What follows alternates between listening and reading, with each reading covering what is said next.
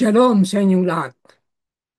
Sapagkat makatarungan ng Diyos, hindi niya kalilimutan ang inyong ginawa at ang pag-ibig na iyong ipinakita sa paglilingkod ninyo sa mga banal alang-alang sa kanyang pangalan. Ito ay patuloy ninyong ginagawa hanggang ngayon. Hebreo 6:10. Welcome po sa Good and Faithful channel dito sa YouTube. Dalayan kong maging pagpapala ito sa iyo tuwing ikaw ay magbubukas at manunood. Ang pangunahing mapapanood mo ay ang pagtatalakay ng lingguhang pag-aaral ng salita ng Diyos. Paminsan-minsan ay madaragdagan ito ng mga serye ng pag-aaral sa ibang paksa tungkol sa pagiging katiwala ng Diyos. Kinakalimutan ng Diyos, ginagawa ang mga bagay sa sarili mong paraan. Mga leksyon ng panampalataya mula sa Josue. Bago tayo pumalaw, tayo manalangin muna tayo. Ama namin, sa ngalan ng Diyos at Panginoon, ituro niyo sa amin ang inyong pamamaraan at susundin namin ito ng may katapatan. Bigyan niyo kami ng pusong may takot sa inyo. Panginoon naming Diyos, buong puso namin kayong pasalamatan. Pupurihin namin ang inyong pangalan magpakailanman. Amen. Pampitong leksyon, pangwakas na katapatan, pagsamba sa isang lugar ng digmaan. Ang ating susing talata ay Mateo 6:33. Ngunit hanapin muna ninyo ang kanyang kaharian at ang kanyang katwiran, at ang lahat ng mga bagay na ito'y pawang idaragdag sa inyo.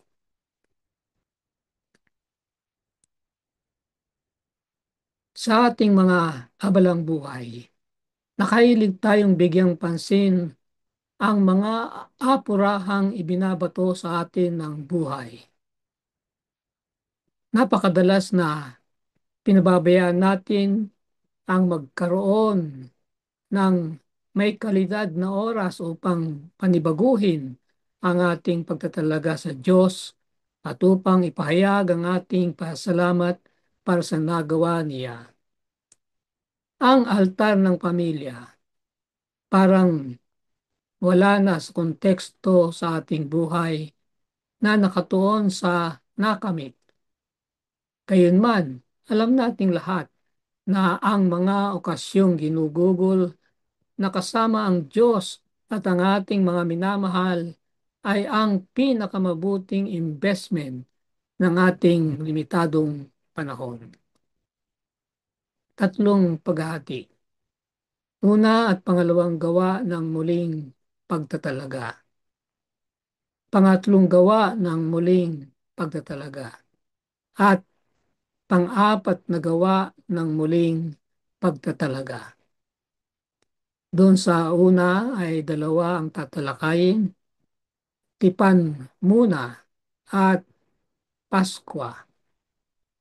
Sa ikalawang hati ay dalawa pa rin, mga altar ng pagpapanibago at nakasulat sa mga bato. At sa uli, titingnan natin ang nananabik sa kanyang presensya. Unang pagkakahati. Una at pangalawang gawa ng muling pagtatalaga. Josue 5:2 at 5. Nang panahong yun ay sinabi ng Panginoon kay Josue, gumawa ka ng mga patalim na yari sa batong kiskisan at muli mong tuliin sa ikalawang pagkakataon ng mga anak ni Israel. Bagamat ang buong bayan na lumabas ay mga tuli, Ang buong bayan na pinanganak sa ilang sa daan pagkalabas sa Ehipto ay hindi natuli. Pagkatapos na ang pagsaliksik sa bansa ng bansa, ang nakagaganyak na ulak ng mga tiktik at ang kahimahimalang pagtawid sa Jordan, aasahan natin ang agarang pakikipaglaban sa kaaway. Gayunman, may mas mahalaga kaysa ang pananakop militar, ang tipan ng Israel sa Diyos. Unang kilos, pagpapanibago ng tipan. Bago ang bagong henerasyon ay makisali sa pagkuha ng lupain, kailangan nilang maging lubos na nakababatid ng natatanging relasyon sa may-ari ng lupain. Ang pagpapanibago ng tanda ng tipan ay dumarating bilang isang tugon sa magiliw at mapanghimalang kilos ng pagdadalang ligtas sa Israel patawid sa Jordan. Ang ating tipan sa Diyos ay dapat laging maging isang sagot ng pasasalamat para sa nagampanan na niya para sa atin. Hinding-hindi isang kilos ng pagtatangkang kamtan ang mga pakinabang sa pamagitan ng legalistikong pagsang-ayon sa kanyang mga hinihiling. Ito ay isang konseptong katulad, walang duda, ay mahalaga sa pakikipagpunyagi ni Pablo sa mga nagpupumilit na ang malalaking hintil ay matuli, gaya ng buong linaw na nakikita sa kanyang liham sa mga taga-Galasya. Sa pamagitan ng pagtutuli, ang Israel ay nasa pingit ng pinakamalaking kampanyang militar sa kasaysayan nito. At aasahan natin ang buong kampo na maging abala sa paghahanda sa gera. Ito ay subalit hindi sa karaniwang kahulugan. Sa halip ng pagsingkaw ng mga kabayo at paghahasa ng mga espada, nakibahagi sila sa isang ritual na iiwan ng karamihang hukbong sandahan ay mahina ng mga 3 araw. Tutuliin kasi. Siyempre, hihintayin bago maghilom ang masugat, kaya hindi sila makakilos. Kung sakaling lulusobin sila, wala silang magagawa. Ito ay may kasaysayan din sa lumang tipan. Ang kaisa-isang kapatid ng magkakapatid na anak ni Jacob ay gumala minsan sa isang lungsod ng mahintil at nagkursunadahan siya ng anak ng hari, ang prinsipe. Siya ay kinuha at ipinilit ang sarili. Nasa. Umuwi ang babae at nalaman ng magkakapatid. Galit na galit sila. Ah, Dumating yung ah, ama, hari, tsaka yung anak at nakikiusap na pakakasalan ang kanilang kapatid. Eh, pumayag sila, pero sabi nila, dapat yung mga lalaki nyo ay tuli. Hindi pwedeng ipakasal ang aming kapatid sa mga hindi tuli. Di pumayag. Bumalik sila at pinatuli ang lahat ng mga lalaki sa bansang yun. Nung namamagana, pinasok sila ng magkapatid at pinagpapatay yung mga lalaki. Walang laban eh, di makakalaban. Ganyan ang sitwasyon dito. Uh, ah, Karamihan ay mahina ng mga 3 araw. Ginawa nila ito upang ipagdiwang ang kanilang relasyon sa kanilang Diyos na nagligtas sa kanila mula sa Ehipto. Bakit?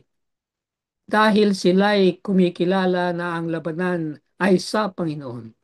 Siya ay isa na naggawad sa kanila ng tagumpay.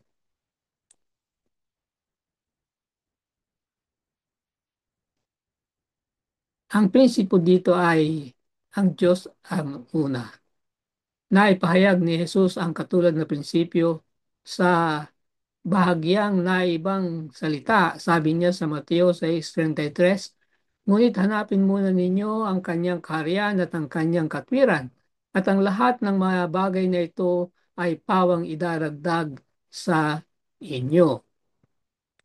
Kadalasan, ang araw-araw na buhay ay parang itinutulak tayo na may pamimilit ng napakaraming mahalagang bagay na nakalimutan nating magbigay prioridad sa pinakamahalagang bagay sa ating buhay. Ano yun? Ang araw-araw na pananariwa ng ating pagtatalaga kay Kristo. May mga tanong. Isipin ang tungkol sa mga panahong napabayaan mo ang panahong kasama ang Diyos dahil sa mas mahalagang bagay. Yung mas mahalaga ay open and close quotation. Hmm. Minsan yung inisip natin na mahalagang bagay ay sinasapawan ang mahalagang panahon para sa Diyos. Bakit ito'y napakadaling gawin? At paano malalabanan natin ito? Ang sagot ay yung nauna, the daily renewal of our commitment to Christ. Pangalawang pagtatalakay, ang Pasko. Jose 5:10 at Josue 5:10. Habang ang mga anak ni Israel ay nagkakampo sa Gilgal, ay kanilang isinagawa ang Pasko ng ikalabing-apat na araw ng buwan sa kinahapunan sa mga kapatagan ng Jericho. Kinabukasan pagkatapos ng Pasko, ng araw ding iyon kanilang kinain ng mga bunga ng lupain, ang mga tinapay na walang pampalsa at ang sinangag na trigo. Ang pangalawang mahalagang gawain na pauuna sa pananakop ay ang pagdiriwang ng Pasko. Ito ay nagaganap sa gabi ng panlabing-apat na araw ng buwan sa maingat na pagsunod sa tagubiling ibinigay ng Diyos. Sinasalamin ang sa Ehipto. Ang simbolikong kahalagan ng pagdaos ng Pasko ay tumatanggap ng natatanging pagdiriin. Ang mga pangyayari sa Josue ay sinasalamin ang sa Eksodo. Nagpapaalala ang Pasko sa gabi ng pansampung salot nang ang anghel ng Panginoon ay pinatay ang lahat ng panganay sa Ehipto at nilampasan ang mga Israelita. Sinundan ito ng Eksodo mula sa Ehipto, ang pagtawid ng dagat na pula at ang paglalakbay sa ilang. Sa kaibahan, ang kwento ng pangalawang henerasyon ay nagpasimula sa ilang, nagpatuloy sa pagtawid sa Jordan, sangkot ang pagtutuli at ang pagdiriwang ng Pasko ay umakay tungo sa mahalagang sandali ng isa pang mapaghimalang pakikialam ng Diyos laban sa mga naninirahan ng Kanaan. Magkasama ang lahat ng mga naunang kilos. Minarkahan ng selebrasyon ng Pasko ang pasimula ng isang kapanahunan sa kasaysayan ng Israel. Isa rin itong pang-alaala. Pati sa pamagitan ng simbolo ng haing tupa, ang kapistahan ng Pasko ay nakaturo pabalik sa katubusan mula sa pagkalipin ng Ehipto. Ngunit Nakaturo rin ito pasulong sa antitipikong katuparan sa kordero ng Diyos na tinubos tayo mula sa pagkalipin ng kasalanan. Sa hapunan ng Panginoon, bago inihayag ang kanyang sarili bilang ang pangwakas na hain, binago ni Jesus ang Paskwa sa isang pang-alaala ng kanyang kamatayan. So, yung unang Pasko ay looking back, itong banal na hapunan ay looking forward. Diba? Sabi ng Panginoon ay hindi na siya muling kakain at iinom hanggang sa pagdating ng araw na uulitin niya ito kasama ang mga maliligtas. Umuhudyat sa isang mas maluwalhating realidad. Ang Pasko at ang hapunan ng Panginoon ay humuhudyat ng isang mas maluwalhating realidad na nang natubos na karamihan ng tao pagdaan sa makalangit na Kanaan, itong antitipikal na pagtawid na pangyayari samantalang ang 140,000 ay lumakad sa dagat ng kristal, ang antitipikal na dagat na pula at ilog ng Hordan sa harap ng trono ng Diyos at ipagdiriwang ang antitipikal na Paskwa at hapunan ng Panginoon sa kasalang hapunan ng Kordero. Anong mga paraan ang magagawa natin kahit kapag hindi natin ipinagdiriwang ang hapunan ng Panginoon na mapanatili ang realidad ng krus na laging nasa harapan natin, hindi lang sa panahon ng banal na hapunan, kundi sa panahon na tayo namumuhay, araw-araw, dapat na naka ay tayo'y bumabalik doon sa kahalagahan ng banal na hapunan. Pangalawang pagkakahati. Pangatlong gawa ng muling pagtatalaga. Josue 8:30-31. Pagkatapos ay nagtayo si Josue sa bundok ng Ebal ng isang dambana para sa Panginoong Diyos ng Israel. Kaya iniutos ni Moses na lingkod ng Panginoon sa mga anak ni Israel gaya ng nakasulat sa aklat ng kautusan ni Moses na isang dambanang mula sa hindi tinapyasang mga bato at hindi ginamitan ng kagamitang bakal ng sinaunang tao. Doon ay naghahandog sila sa Panginoon ng mga handog na sinusunog at nag-alay ng mga handog pangkapayapaan. Bagong kahulugan para sa mga altar. Sa mga panahon ng mga patriarka, minamarkahan ng altar ang mga daan ng kanilang relihiyosong paglalakbay at naging mga tunay na representasyon ng kanilang pag-angkin sa lupain na pinangako ng Diyos. Makita natin ito na ito ay kaugalian ni Abraham. Sa kanyang paglalakbay, tumitigil siya at nagtatayo ng mga altar. At ang mga hintil ay pagka napapadaan sa mga naitayong altar na ito ay tinatanong nila ang kahulugan at yung mga nakakaalam ay ipinapaliwanag. Si Jacob ay meron din gantong pag-ugali, pagtatayo ng mga altar.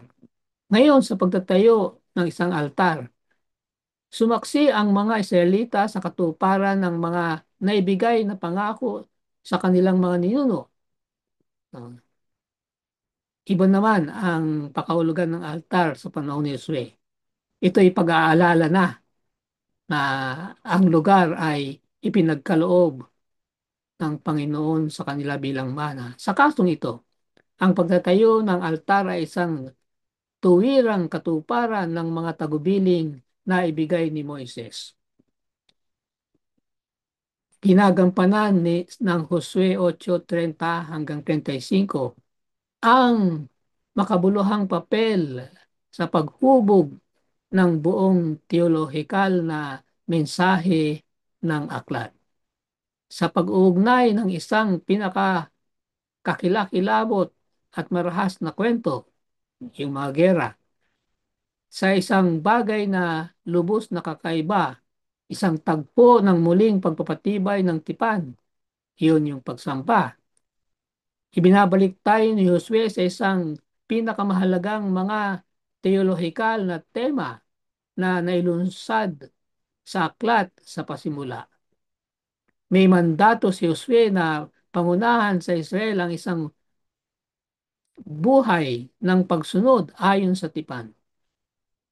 Ito rin ang larawan ni Josue sa katapusan ng aklat. Sa kabila ng kahalagahan ng pagpagdigma at ang pananakop, may isang bagay na higit pang mahalaga, katapatan sa mga pangangailangan ng utos ng Diyos. Ang pananakop ay isa lamang hakbang bilang katuparan ng panukala ng Diyos para sa Israel at ang pagsasauli ng lahat ng sangkatauhan. Ang pagkamatapat sa mga tuntunin ng Torah ay binubuo ang pangwakas na katanungan sa kapalaran ng sangkatauhan.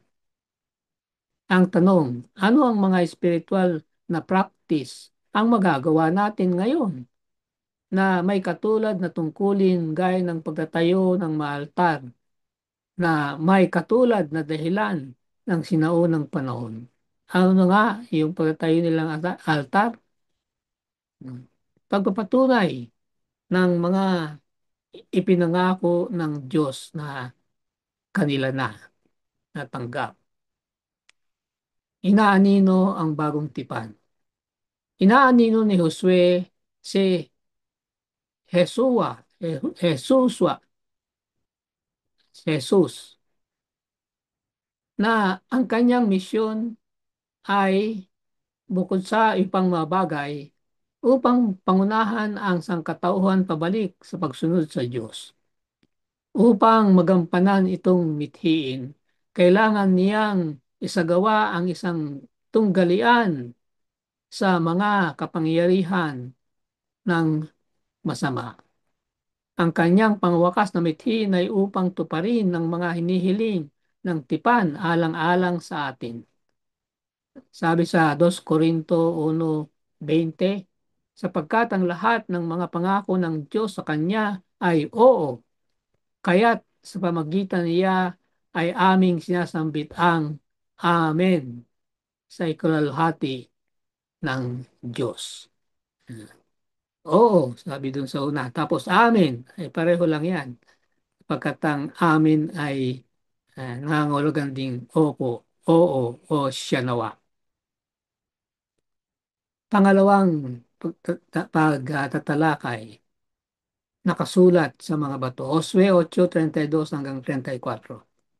Sumulat siya sa mga bato ng isang sipi ng kautusan ni Moses na kanyang sinulat sa harapan ng mga anak na Israel.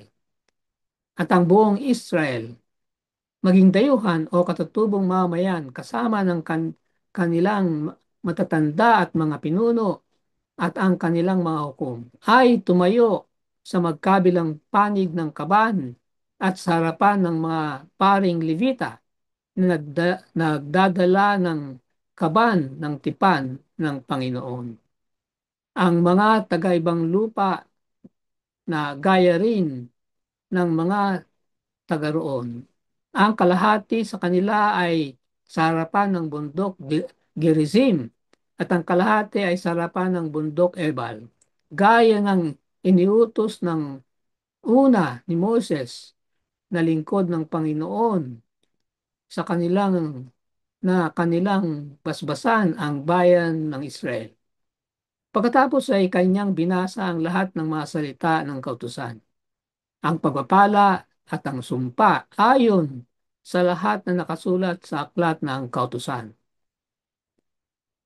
Mga paalala at pagpapala at sumpa. Nabanggit lamang ang bundok Ebal sa Deuteronomio at sa aklat ng Josue.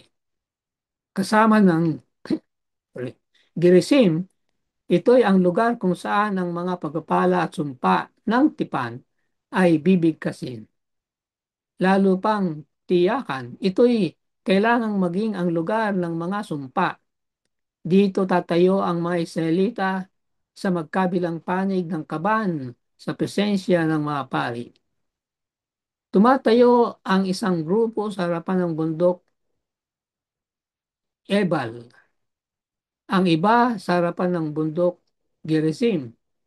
Dito ay simbolikong isinabatas ang dalawang posibleng paraan na nauugnay sa tipan.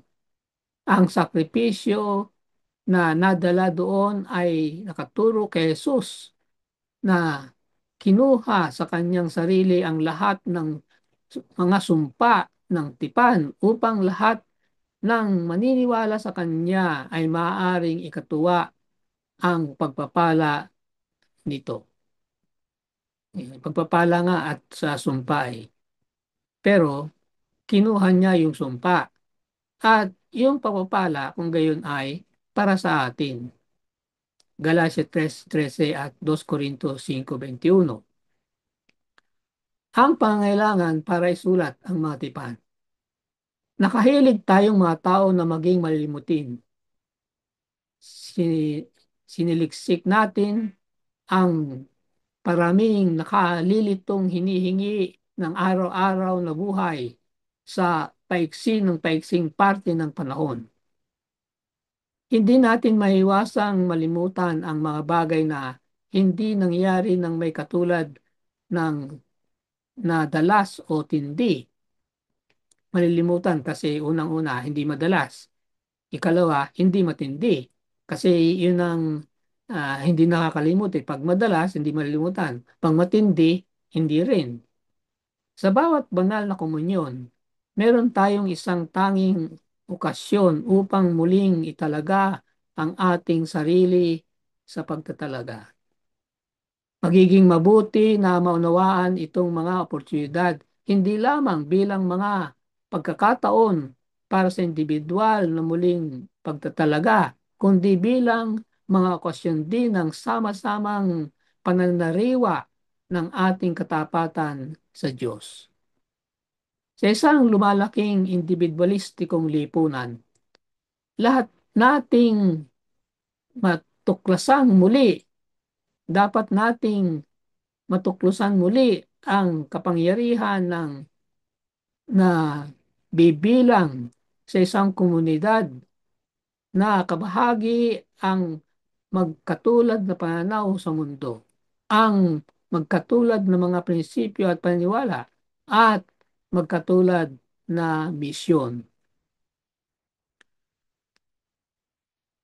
Pangatlong pagkakahati, pang-apat na mga gawa ng muling pagtatalaga at tatalakayin ang nananabik ng kanyang presensya. Josue 18:1 at 2. At ang buong kapisanan ng mga anak ni Israel ay nagpulong sa Silo at itinatag ang tabernakulo ng kapisanan doon at ang lupain ay sumuko sa harap nila. At nalabi sa mga anak ni Israel ay 7 lipi na hindi pa nababahaginan ng kanilang mana. Ano ba itong 7,000 lipi na, na hindi pa nababahanginan ng mana? Titingnan natin yan mamaya.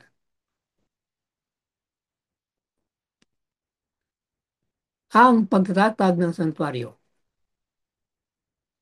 Aking tabernakulo ay kumakatawan sa katuparan ng pangako ng Diyos na manirahan kasama ng kanyang bayan at nagbubunyag ng sentrong tema ng aklat.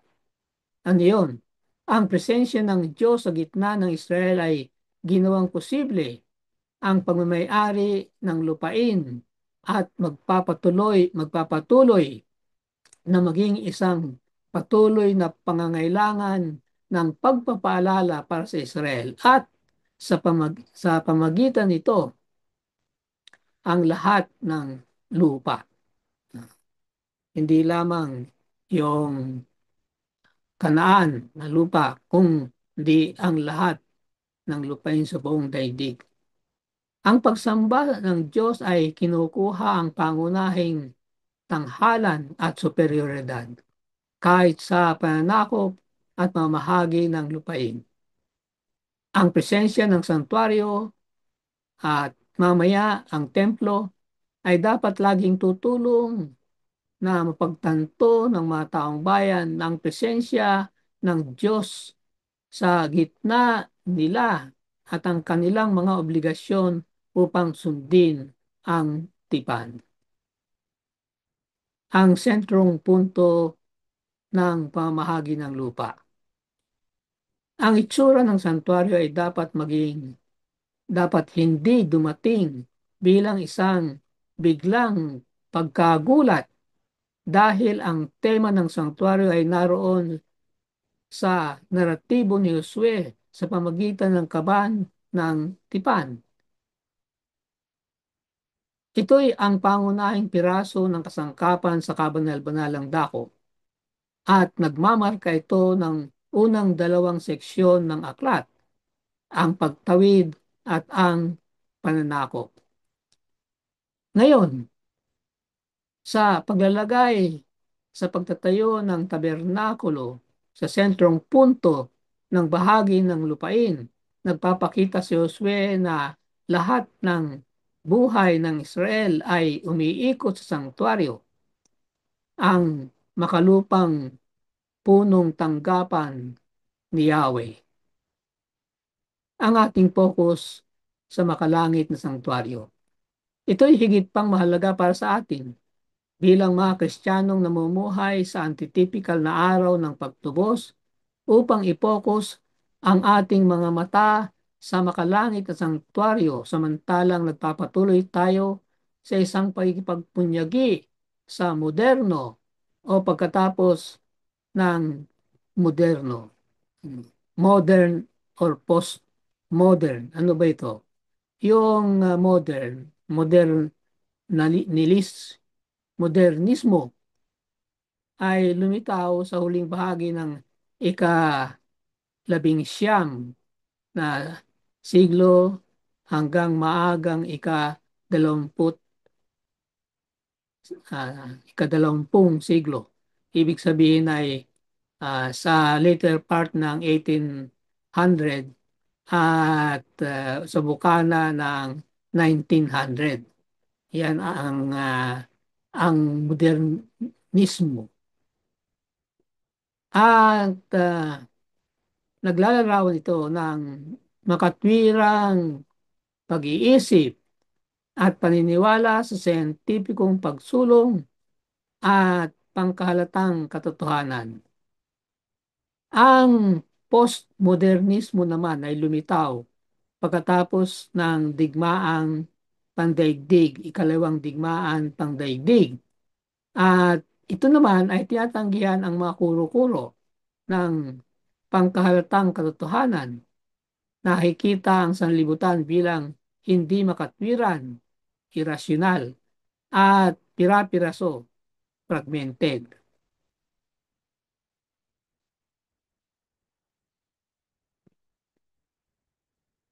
Samantalang palagi tayong nakaasa sa gawaing nagampanan ni Kristo sa krus at sa makalangit na sanktuaryo, aasahan nating may pananampalataya sa panahong kapag minsan pang ang Diyos ay maninirahan sa gitna ng kanyang bayan. Subalit, sa pagkakataong ito'y magiging magpakailanman. Magiging permanente na ang Diyos ay maninirahan sa gitna ng kanyang bayan. Ang kanyang trono ay nasa gitna nila magpakailanman. Kailan mangyayari yan? Eh yan sa katapusan ng 1,000 taon. Pagkatapos ng linisin ng mundong ito ng apoy, ng buong-buong paglinis, ay magkakaroon na ng bagong langit at bagong lupa at ililipat ng Diyos ang kanyang trono dito sa mundong ito. Kaya ang trono ng Diyos dito sa mundong ito ay nasa bagong Jerusalem. Kagaya na ang trono ng Diyos sa langit ay nandun sa bayang Jerusalem na inanda niyang bababa dito sa lupa. At magpakailanman ay ganoon na ang mangyayari.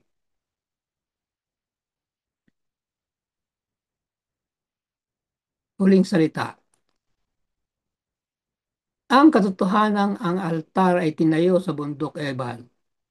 Ang bundok kung saan nailagay ang sumpa ay makabuluhan, nagsasaad na dahil sa kanilang mga paglabag ng utos ng Diyos, makatarungang matamo ng Israel ang kanyang puot at na ito'y agad dadalaw, kundi dahil sa katubusan ni Jesus na kinakatawanan ng altar ng haid.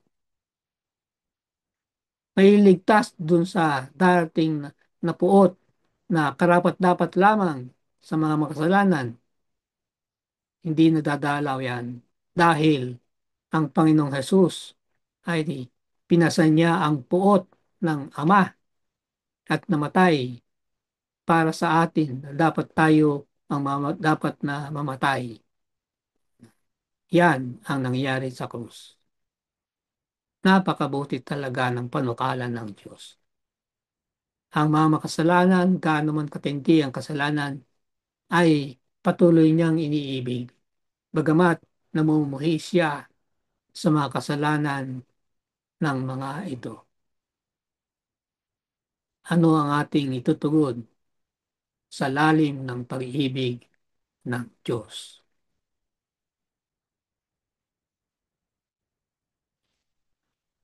Ang dalangin ko para sa iyo. Sa ngalan ng ating Panginoong Hesus, ang kordero ng Diyos, ang ating antitipo ng Pasko at ng hapunan ng Panginoon, dalangin ko na ang katubusang nakaturo mula rito ay magbigay ng inspirasyon sa iyo upang mapanatiling lagi ang realidad ng krus sa harapan mo. Amen. Sumayin niyo ang Good and Faithful channel dito sa YouTube. Dahil kong patuloy na magpasalamat at nagpapasalamat sa mga taong tumutulong na makarating ito sa kaalaman ng marami pa. Pagpalain nawa sila ng Diyos. Malaki ang iyong magiging bahagi sa ministeryong ito kung ikaw ay magsusubscribe kung hindi pa. At kung naging pagpapala ito sa iyo ay mag-share at mag-like. I-click na rin ang notification bell upang kaagad ay malaman mo kapag ka may bagong video. Ang PowerPoint presentation ay makukuha rin kapag hiningi sa aking messenger account. Thank you. Maraming salamat. Magkita tayo sa susunod na linggo.